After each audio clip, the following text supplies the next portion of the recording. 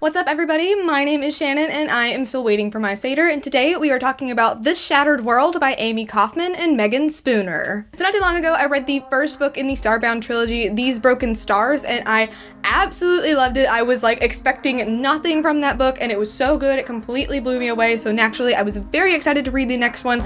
But I gotta say, This Shattered World was just kind of okay. I mean, obviously I gave the first one an A+, and this one's getting knocked all the way down to a B-, and I think that has a lot to do with the fact that it was more, you know, typical romance than the first one was. I mean, of course the first one was very romance heavy, but because they were so isolated and we really got to like see them like evolve as characters as they were like trying to like survive and all that kind of stuff, it made more sense. Whereas with this, it was your basic, like, Romeo and Juliet, like, they fall in love across the lines. I was kind of not really believing that they fell in love so quickly because, I mean, he kidnaps her and then all of a sudden, like, they're in love now and they're working together. And then that's another thing. Why did Flynn need to kidnap Jubilee? I mean, like, did he really think that plan was going to work? Because it falls apart, like, immediately. So that, again, was just kind of contrived. It seemed like we were just trying to get the story, like, started, and it just didn't really make sense. And then again, there was too much going on. There was way more people in this book than there was in the first one, so that was a little bit jarring.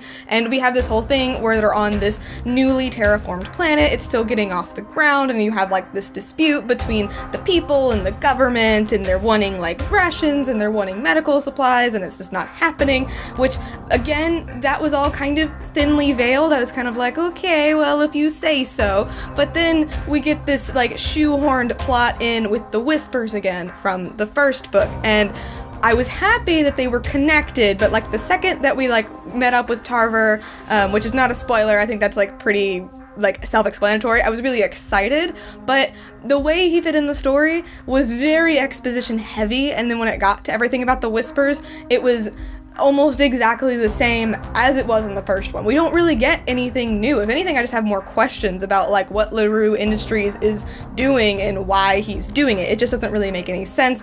They're trying to build more on, like, what the Whispers do and how they can, like, control people and make people go mad, but again, we're just getting more questions and not as many answers. So I gotta say, I was overall pretty disappointed. I still did enjoy it, though. There were at times where I was, like, a little bit bored, like, wishing it would just go on, because, like, it's very obvious the direction that the book is going to go in, and we spend too much time, like, with the whole will they, won't they thing, which obviously we know they will, so that just got a little bit annoying. I mean, I am still giving it a B-. I didn't knock it down any farther because I'm still very interested in this world. I really want these questions to be answered, so I do plan on reading the final book in the trilogy, but after this one, I'm kind of worried about it. I'm worried that it's going to be like another practical carbon copy. We're still not going to get anything answered. We're still not going to know what's going on. I almost wish that this series was just like a collection of standalones taking place in the same universe. I feel like maybe that would like make some things more forgivable, but instead this book just had like too much going on, and I feel like that's because the first one, you know, they were so isolated, so we didn't know like any of the backstory or anything. We were just getting stuff from them with the Whispers. So in this book, I guess the authors felt like they needed to build and expand, which was way too overwhelming,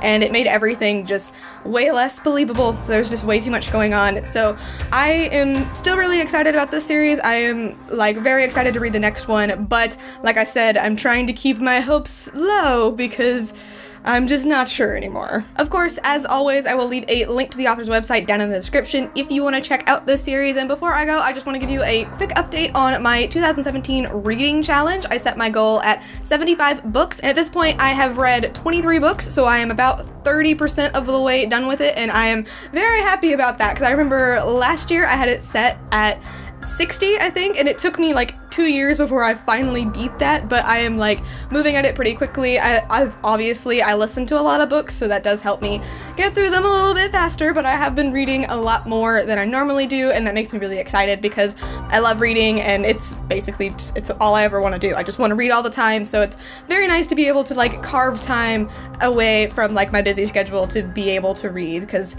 I love doing it. But as always, thank you guys so much for watching this video. If you liked it, be sure to hit that like button down below, and don't forget to subscribe so you can talk books with me every Monday. That's everything I got for you today, guys.